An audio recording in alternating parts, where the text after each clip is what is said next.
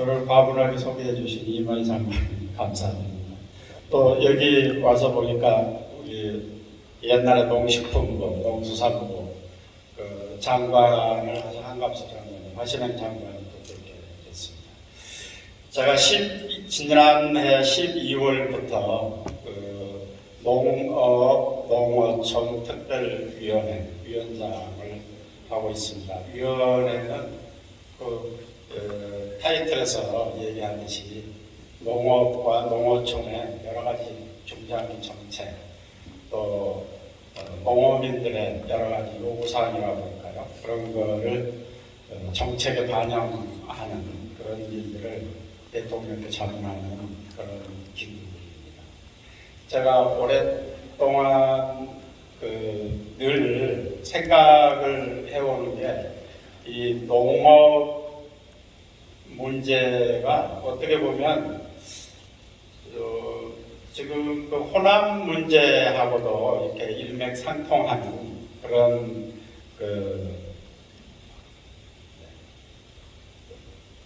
그런 상징적인 의미가 있는 것 같습니다. 이순신 장군께서 호남이 없으면 국가가 없다.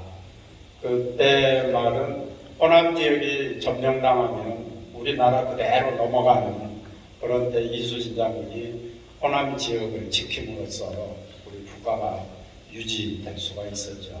그리고 비슷하게 또 어떤 점에서는 우리 농업이 잘 돼야 나라가 잘 된다 그런 말을 흔히 하거든요. 농업계에 있는 사람들이 어떻게 보면 스스로 그런 뭐라 그럴까요? 위로라고 할까요? 그런 것 때문에 그렇게 하는 얘기가 아니라 저는 산업이 이제 여러 산업들이 있는데 그 중에 농업 부분이 가장 발전이 돼 있지 않아요. 그래서 그렇게 얘기하는 사람이 있습니다. 통으로 따지면 그 나무통 있잖아요. 나무통들 그 조각 중에 농업이라는 조각이 너무 낮아서 물을 많이 담을 수가 없다. 그런 이야기가 있듯이 우리 농업 부분이 발전을 하면 그야말로 산업 면에서도 선진국이 될 수 있다. 이런 관점에서 저는 그 말이 일리가 있다고 생각합니다. 그런데 우리 다른 산업들, 그러니까 자동차, 조선, 무슨 반도체 할 것 없이 모든 점에서 지금 뭐 1, 2위를 하고 있잖아요. 그런데 또 최근에는 허신영 장관님도 말씀하셨는데 우리 문화가 또 세계적으로 많이 발전해서 K-칼처다, K-무브다 해가지고 요즘에 제가 지난번에 미국 갔을 때 보니까 흑인 꼬마애가 무궁화꽃이 피었습니다. 무궁화꽃이 피었습니다. 그러더라고요. 아주 신기해가지고 그 애를 바라봤어요. 그게 오징어 게임에서 배워가지고 애들이 아마 동네에서 그 게임을 하는 모양이에요. 그러니까 그런 식으로 우리 지금 그 음식이며 문화며 영화 뭐 이런 것들이 이렇게 세계적으로 좀 커져가고 인정을 받고 하고 있습니다. 그런 거를 볼 때 정말 우리나라가 농업에 있어서도 왜 그렇게 못할까? 그게 제가 젊어서부터 지금까지 쭉 생각하는 점입니다. 우리 농업이 발전 못하는 거는 어떻게 보면 실력도 없고 무슨 여러 가지 주변에 여러 가지 어떤 지원적인 그런 게 없어서가 아니라 오히려 어떤 점에서는 자신감의 결여가 아닐까 이런 생각을 합니다. 왜냐하면 우리나라 농업인들이 다른 나라에 예를 들자면 자동차 산업하는 사람, 반도체 하는 그런 산업과 싸우는 게 아니라 다른 나라의 농업과 싸우는 거거든요. 그러면 우리 농업이 왜 다른 나라 농업하는 사람들을 못 이기냐? 저는 충분히 이길 수 있다고 생각을 하거든요. 그런 내용들을 가지고 오늘 얘기를 한번 해보겠습니다. 그래서 어떻게 보면 농업 이런 얘기라기보다는 어떤 그 세계 여러 사람들하고 경쟁을 하는데 우리가 그런 경쟁력을 가질 수 있다. 어떤 부분에서나 가질 수 있다. 그런 거를 오늘 아침에 이렇게 말씀드리고 싶습니다.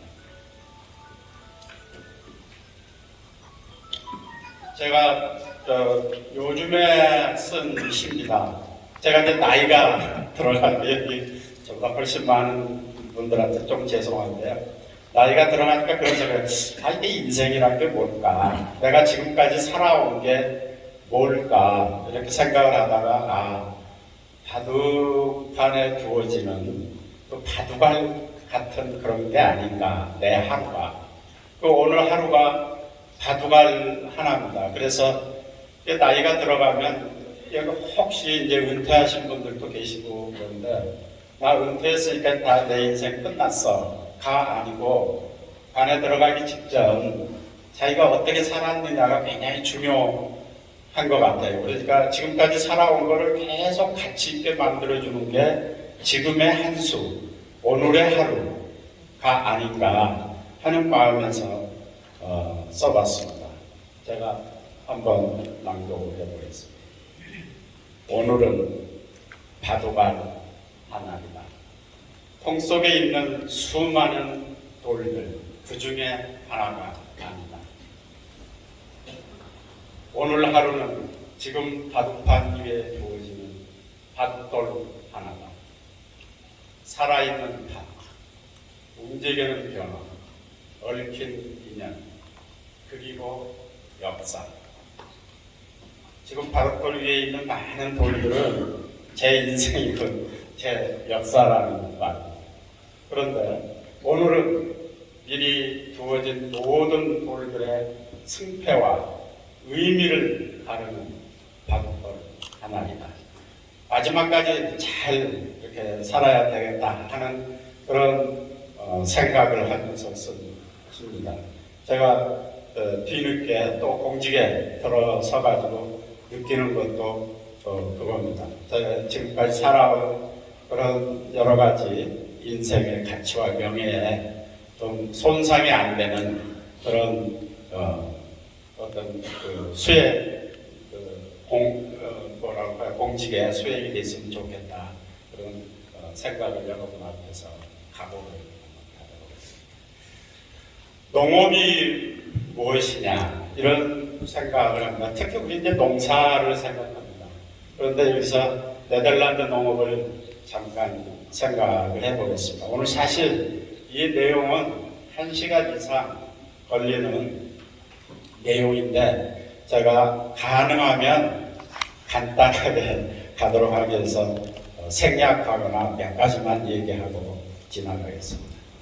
우선 농업 그러면 농사 이렇게 생각하기 쉬운데 그렇지 않다 그러는 거를 잠깐 몇 가지만 사례를 들어서 얘기를 하겠습니다. 우선 여기 이제 토마토 그림인데요. 네덜란드의 토마토 유리 온실 내부입니다. 그런데 이런 이제 토마토를 많이 생산을 한다고 그러면 토마토를 가장 잘 생산할 수 있는 그런 게 뭘까? 이 네덜란드가 지금 토마토라든가 파프리카라든가 이런 농산물 그리고 농산물을 가공해서 만드는 식품 이런 수출이요 1,100억 달러 정도 됩니다. 그게 네덜란드 전체 수출 금액에서는 한 20% 정도 되죠. 이 사람들이 한 6,600 내지 7,000달러, 7,000억 달러, 7,000억 달러 정도 수출을 하기 때문에 그 중에서 약 20% 정도를 농식품에서 수출을 해요. 우리나라는 어떻게 되냐면 비슷하거든요. 그 네덜란드하고 수출을 하는 게 네덜란드는 조금 앞섭니다. 우리나라는 거의 비슷한 수준인데 우리는 한 120, 30억 달러 됩니다. 그러니까 우리는 굉장히 그 비율로 보면은 굉장히 낮죠. 근데 네덜란드는 그렇게 하는데 그 이유가 뭐냐면은 경쟁력이 있기 때문에 그렇습니다. 예를 들자면은 네덜란드에서 제일 유명한 농산물이 이제 파프리카입니다. 그럼 파프리카는 헝가리가 원산지거든요. 근데 이렇게 이 사람들이 보니까 이게 돈이 되는 그 농산물이에요. 그러니까 돈이 된다는 게 뭐냐면 약간 비싼 겁니다. 뭐 배추 이렇게 부피가 크면서도 값이 나가지 않는 그런 게 아니라 조그마하면서도 값이 비싼 이런 농산물이기 때문에 이게 돈이 좀 되겠다. 이 사람들이 그 네덜란드 사람들은 아주 옛날부터 유명한 세계적인 장사꾼들 아닙니까? 그러니까 그걸 본 거예요. 그래서 이거를 이제 생산을 하자. 그런데 그 파프리카를 생산하는 나라가 많습니다. 원산지는 한 가지인데 스페인, 이탈리아 뭐 많이 해요. 그럼 이 사람들보다 이길 수 있는 방법이 뭘까? 또 기후도 네덜란드가 사실은 좀 안 좋은 편이거든요. 네덜란드 사람이 우리나라 가을에 와서 우리나라 날씨를 보면 감탄을 합니다. 이 날씨가 이렇게 좋은 날씨, 이렇게 떼악떼악 이 속에서 만일에 또 농산물을 기른다고 그러면 정말 세계적인 농산물이 된다고 생각하기 때문에 그렇거든요. 그래서 이게 유리온실이라는 걸 이 사람들이 생각을 한 거예요. 그럼 온실에서 하자. 유리온실 해가지고 하면 보통은 그냥 일반 자연적인 그런 토지에서 생산하는 거에 한 20배 정도 생산량이 높아집니다. 그러니까 우선 1년에 한 번밖에 농사를 못 짓는데 노지에서는 유리온실에서는 2번 지을 수가 있어요. 6개월씩. 그리고 여러 가지 온도다, 무슨 습도다, 모든 조건을 맞춰주기 때문에 생산량이 굉장히 많이 늘어나죠. 그래서 한 20배 정도 생산성이 늘어나요. 그렇게 해서 이제 유럽에 값싼 파프리카를 공급하기 시작을 합니다. 그래서 유럽의 한 20% 정도를 네덜란드에서 공급을 해요. 그런데 똑같은 이 파프리카를 네덜란드가 그렇게 하니까 스페인도 예를 들자면 그걸 따라서 합니다. 온실 해가지고. 그러면서 생산을 해내는데 그럼에도 불구하고 예를 들자면 지금도 시장에서 네덜란드 파프리카가 스페인에서 생산하는 것 한 2배 정도 값을 더 받아요. 그냥 품질이 좋으니까 우리 예를 들자면 외국에 싱가포르나 홍콩이나 가가지고 우리나라 사과를 보면 우리나라가 최고 등급이 아니거든요. 일본 예를 들자면 제가 정확한 가격은 모르지만 한 알에 일본에서 생산되고 5,000원, 그리고 우리는 한 3,000원 정도 받습니다. 그리고 다른 나라에서 2,000원, 1,000원 이렇게 이 가격 차이가 있는 거예요. 왜냐하면 품질의 차이가 있기 때문에 그런 거죠. 그런 식으로 네덜란드가 그렇게 한 이유는 뭐냐면 계속해서 연구를 한 거예요. 어떻게 생산하는 게 효율적일까? 그래서 가격을 낮추고 여기에 과학이 들어가는 거죠. 그러니까 비료, 농약, 영양액, 심지어는 유리온실 하면은 물이 흘러가면 말하자면 영양액이 흘러가는 길 있잖아요. 거기도 이렇게 암석에서 만든 솜으로 그걸 하는데 그 솜이 물이 지나가는데 아주 균질하게 지나갈 수 있도록 그걸 굉장히 연구를 해가지고 그걸 만들어요. 그러니까 우리나라는 똑같은 걸 만들어도 균질하게 흘러가지는 않습니다. 중간에 뭉쳐요. 기술이 그만큼 안 되는 거죠. 이 사람들이 만드는 모든 그런 것들을 과학적으로 계속해서 연구하고 품질을 높이고 그렇게 해서 생산성을 올리는 거죠. 그런데 예를 들자면 우리나라는 지금도 평당 예를 들자면 파프리카 생산을 평당으로 하면 50에서 60kg 정도 나오거든요. 이 사람들은 100kg가 넘어갑니다. 같은 유리온실에서 같이 해도. 그렇기 때문에 수출에서 많은 그런 어떤 비중을 차지할 정도로 그렇게 수출을 하고 있습니다. 여기 간단하게 하나 하면 빌 게이츠인데요. 빌 게이츠가 농업 부분에 투자를 많이 좀 하겠다고 해서 빌앤 메린다하고 재단 거기에서 농업 부분에 대한 투자를 많이 합니다. 빌 게이츠가 농업에 관심을 갖는 건 뭐냐면 아프리카나 중동, 동남아 이때 못 사는 사람들한테 식량을 줄 게 아니라 고기 잡는 법 이것을 가르쳐줘야 된다. 그래가지고 이 집중적으로 연구를 하는데 예를 들면 품종 개량, 그 다음에 농사하는 방법, 이런 것들을 과학적으로 연구를 하도록 그렇게 하는데 돈을 굉장히 많이 지원을 해주고 있습니다.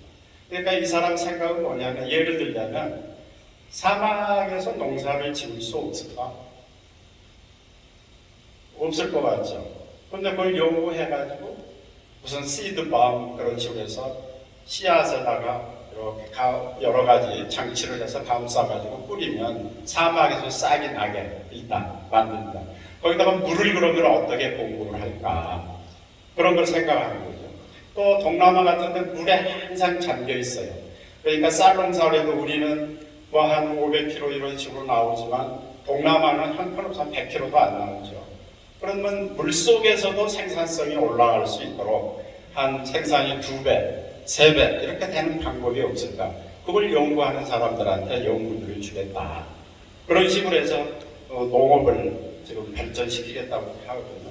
그런 생각도 뭐냐면, 농업이라는 게 그냥 농사 짓는 게 아니라 과학이다.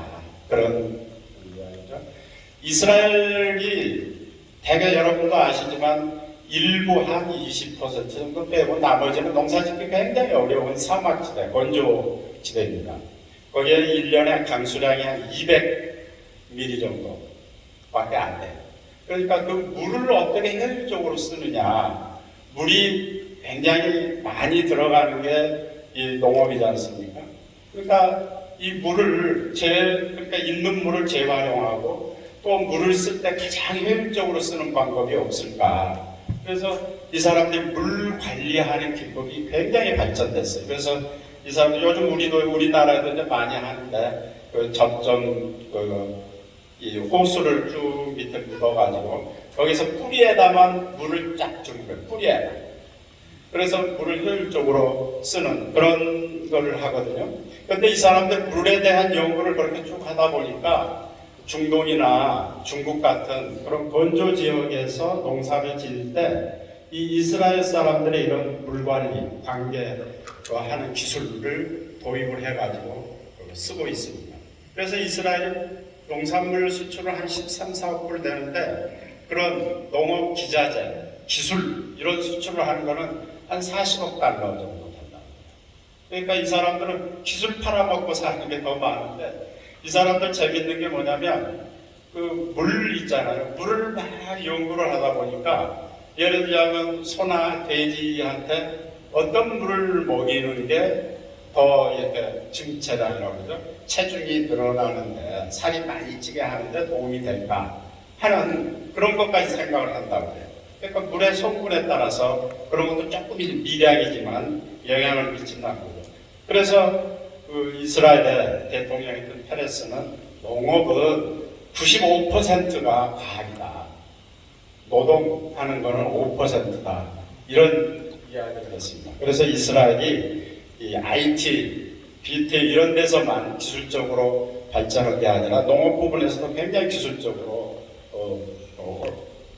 발전이 되고 있습니다. 요즘 시간이 없어서 그냥 지나가겠습니다만 이제 AI, 이세돌로부터 AI의 중요성이 부각되기 시작했죠. 지금은 옛날 알파고 때보다 훨씬 더 진화가 됐습니다. 이제는 사람이 도저히 바둑으로는 AI를 이길 수가 없습니다.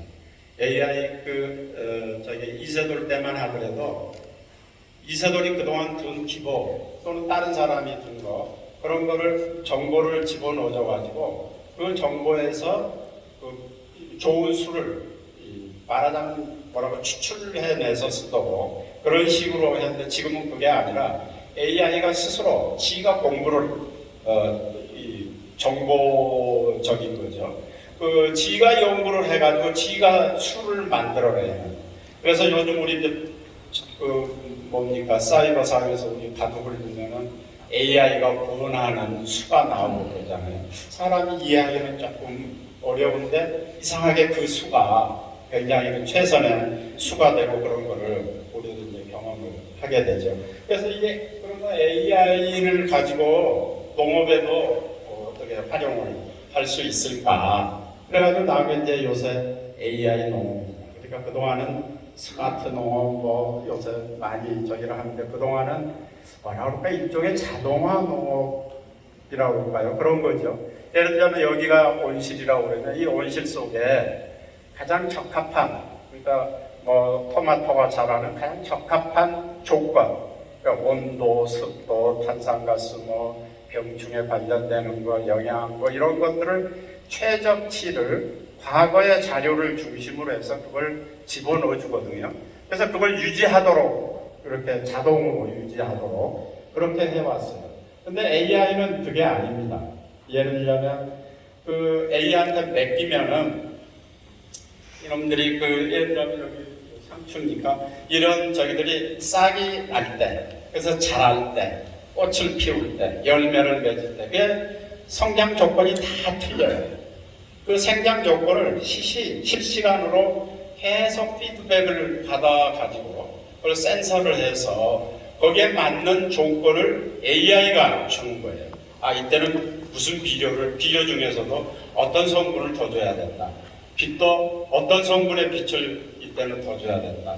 이런 식으로 AI가 자꾸 이런 식으로 해서 재배를 합니다. 실제로 실험을 하고 있어요. 저기 네덜란드에서 재작년 1회, 작년 2회, 아마 해가 넘겼으니까 그 전해입니다.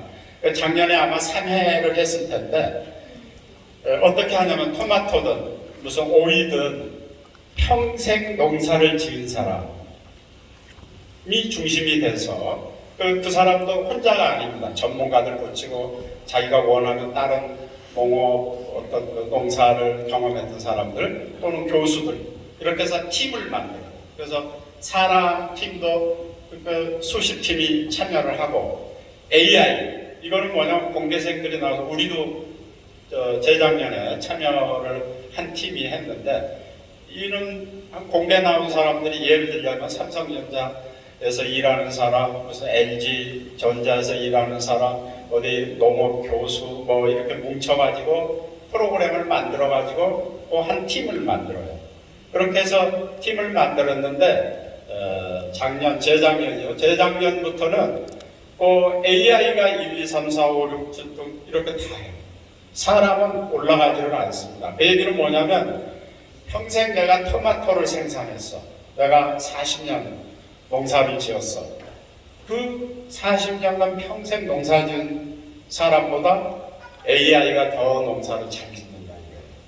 품질도 더 좋고 생산성도 더 높고 이런 그런 시대가 됐습니다. 그래서 이제는 과학으로 농업도 이제 해야 되는 시대가 된 겁니다. 지나가겠습니다.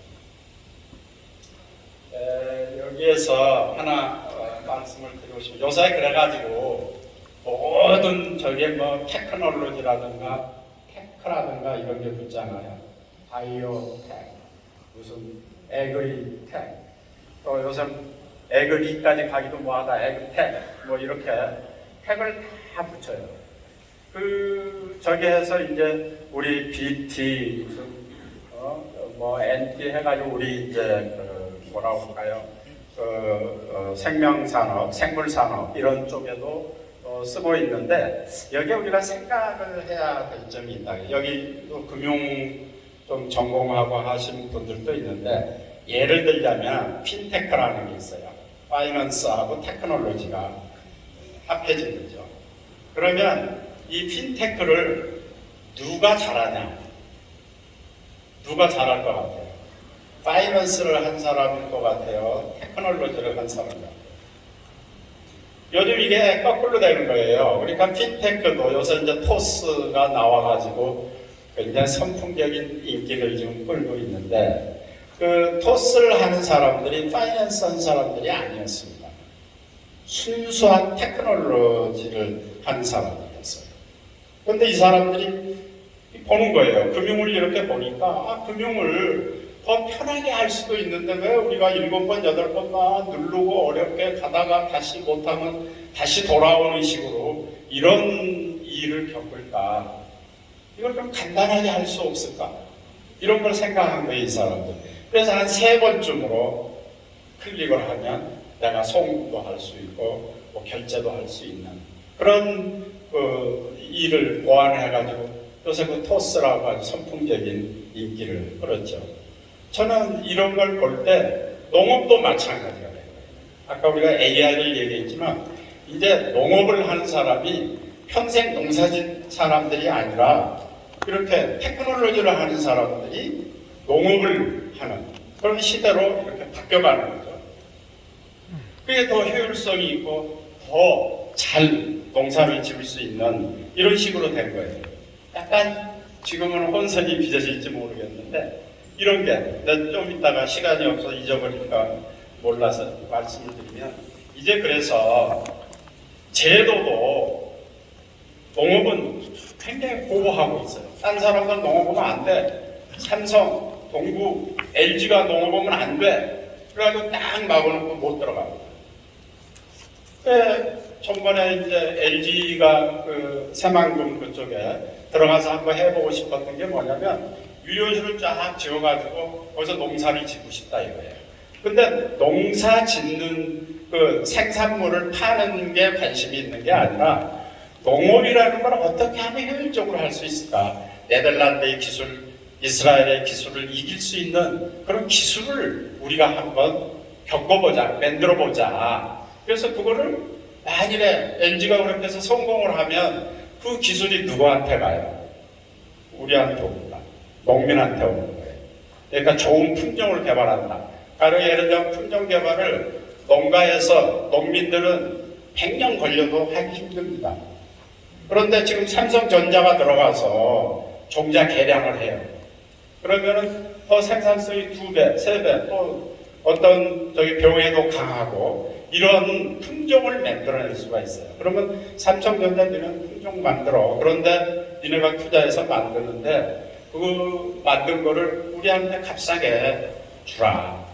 이렇게 서로 상생할 수 있는 그런 방법이 있다고 저는 봐요.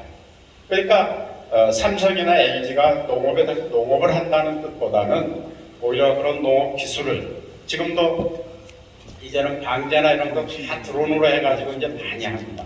우리 농촌도 마찬가지로 그렇게 하고 있잖아요. 그럼 그런 드론을 만들어서 받는 혜택을 누가 보냐? 우리가 보는 거예요. 우리 농업인들이. 그렇게 그러니까 상생할 수 있는 그런 기술을 빨리 발전시켜서 우리 농업을 생산성을 높여주는. 그리고 이제 나이가 들어가지고요. 지금 우리 농어촌이 65세 이상 되는 분들이 거의 50%가 가까워지고 있습니다. 10년 후 되면은 이렇게 농사 짓기도 어려워요. 그러니까 방식을 이제 바꿔야 되는 거죠. 그러니까 정부 정책이나 제도나 이런 것도 거기에 맞게끔 바꿔져 나가야 이제 뭐 바이오 시대라는 이야기. 우리 그 농업에 있어서 굉장히 뭐라 그럴까요? 이 농업이라고 할까요? 그 범위가 굉장히 넓어져 가고 있다. 그러니까 우리 예를 들면 여기 아침에 왔더니 곤충을 길러서 이렇게 사료도 만들고, 근데 사료뿐이 아니에요. 그 단백질을 생산하는 그 가장 효율적인 방식이 곤충을 길러가지고 거기에서 단백질을 뽑아내는 거라고 그래요. 그게 예를 들면 소를 기르고 돼지를 기르는 것보다는 훨씬 효율적이거든요.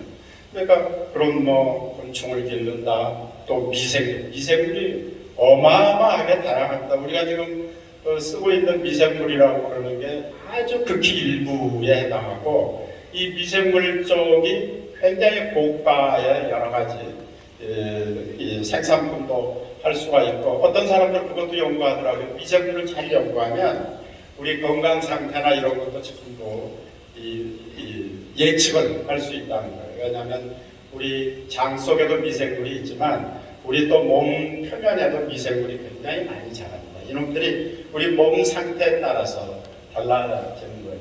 그래서 쓸데없는 얘기.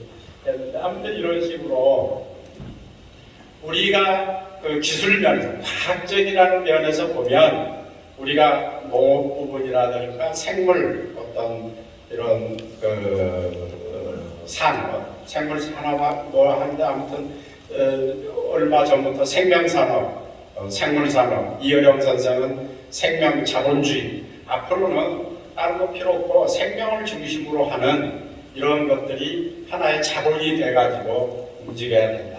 이런 말씀도 있었는데 앞으로 우리들의 생각을 좀 바꿔나가야 된다 이런 거고요. 사실 우리가 늘 해왔던 얘기입니다만 이런 점에서 농업인에 대한 정책, 또 생각, 농업에 대한 생각 이런 것들이 좀 분리가 돼야 될 거예요.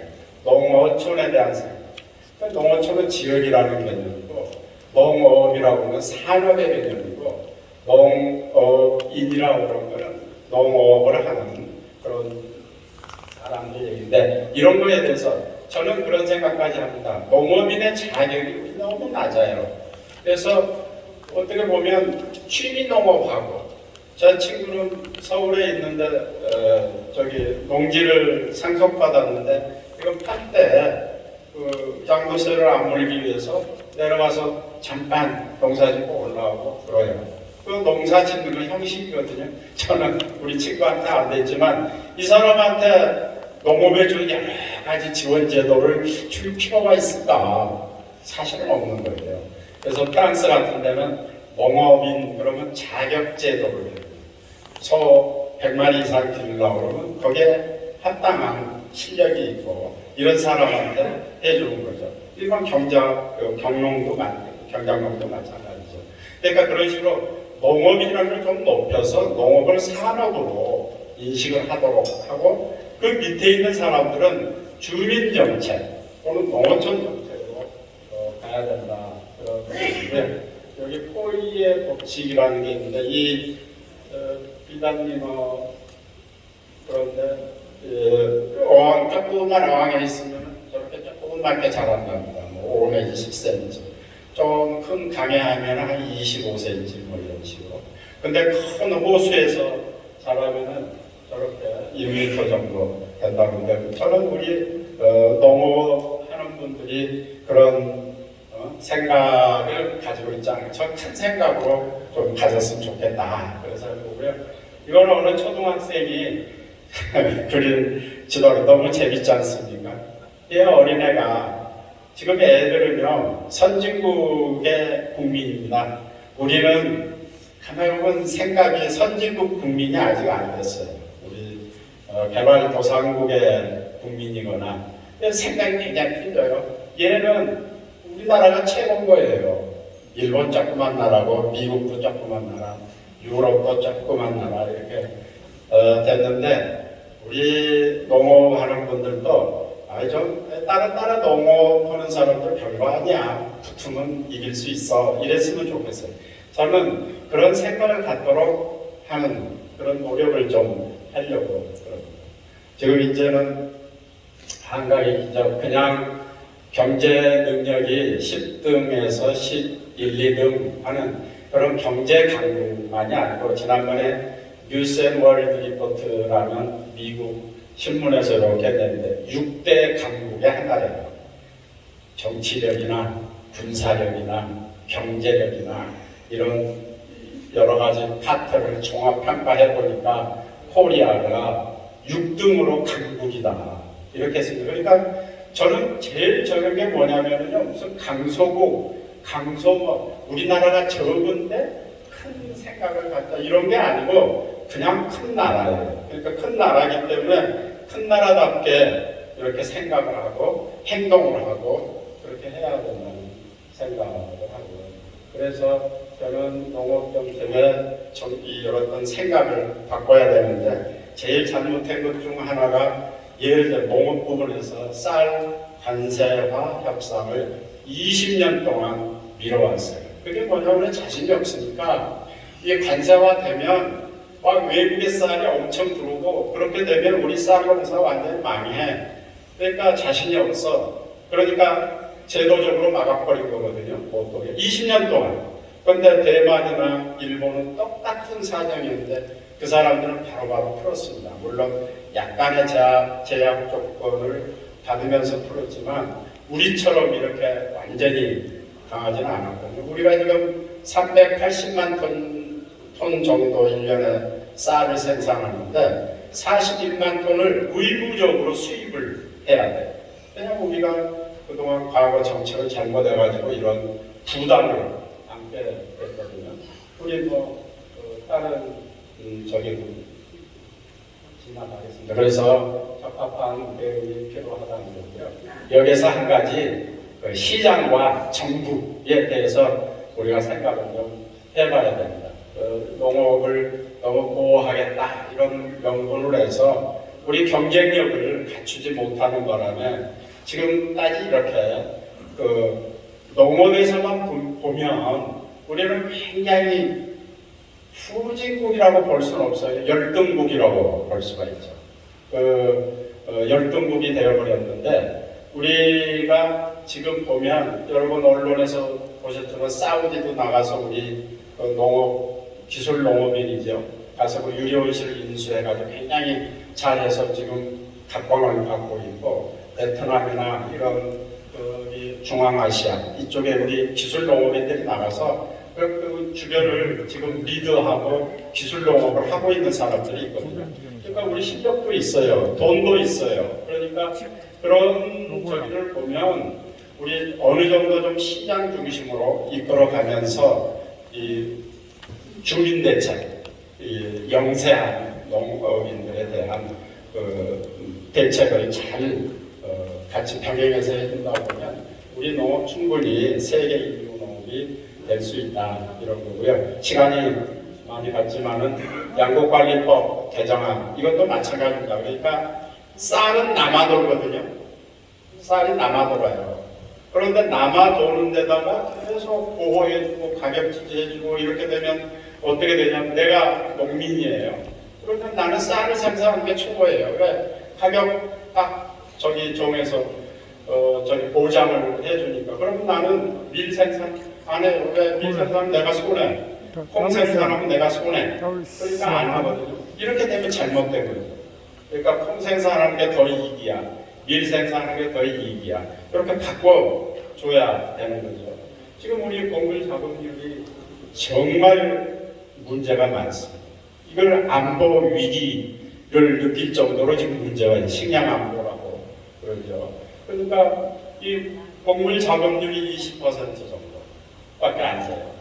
그때 밀 0.8, 옥수수 0.7, 콩 30 이런데 이것들을 올려줘야 식량 안보도 되는 거죠. 그렇게 하려면 어떻게 되냐면 쌀을 너무 쌀에 집중돼서 지원하면 안 되고 이런 다른 타 장목에도 지원을 해줘야 농가도 소득 보장이 되고 우리 식량 안보도 지킬 수가 있다는 그런 얘기입니다. 그래서 농업 정책을 사실은 시장 중심으로 생각을 해야 됩니다. 이게 너무 정치적으로 해결을 하다 보니까 그동안 근본적인 그런 방향을 잡지 못했는데 앞으로는 어떤 그 시장 정책을 중심으로 해서 가도록 하되 물론 제약점이 많죠. 납부된 분야고 또 지역적으로 볼 때도 납부된 분야이기 때문에 거기에 대해서는 거기에 상응하는 지원을 해줘야 됩니다. 제가 전번에 미국에 가서 아주 산골짜기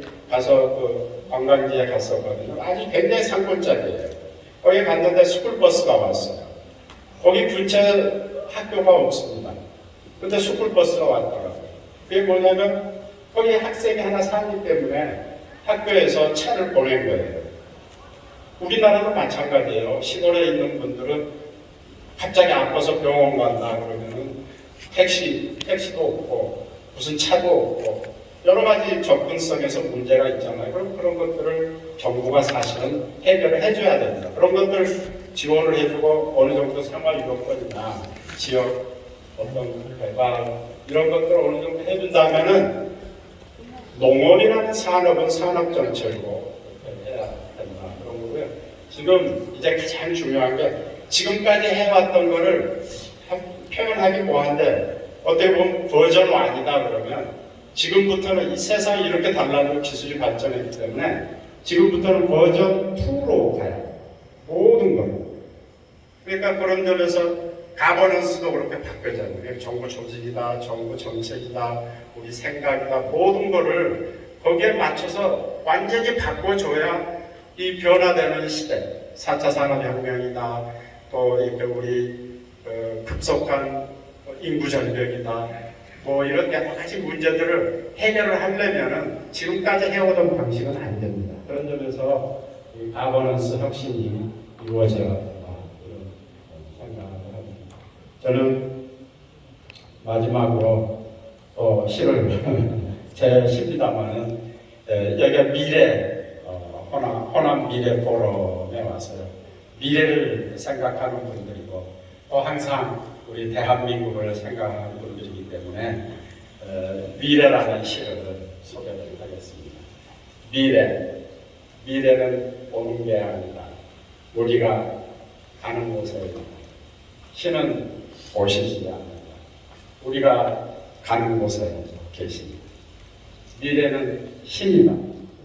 우리를 이끌고 우리를 심판하는 미래가 잘못되면 우리 자신이 잘못된다고 생각을 합니다. 미래 잘되게 하려고 그러면 생각을 바꾸고 모든 어떤 그 자신감을 가지고 모든 것을 바꿔나가야 되지 않나 이런 생각을 하면서 제가 오래전부터 이 호남 미래 포럼은 알고 있습니다.